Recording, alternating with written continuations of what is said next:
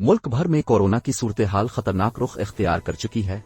ऐसे में तालीमी इदारे खोले जाएं या बंद कर दिए जाएं, ये अहम फैसला national command and operation centre (NCOC) के इजलास में आज किया जाएगा।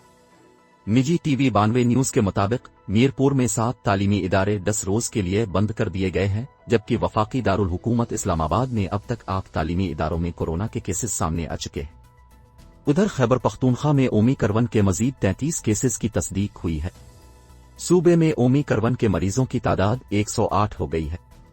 नौबियाहता नौजवान को डकैती मुजाहमत पर कत्ल करने वाले मुलजिम ने गिरफ्तारी के खौफ से खुदकुशी कर ली। मुलजिम कौन था?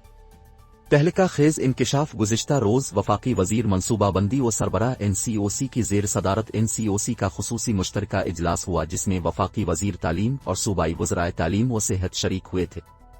इजलास में कोरोना की सूरत हाल और पाबंदियों से मुतल्लिक गुफ्तगू की गई।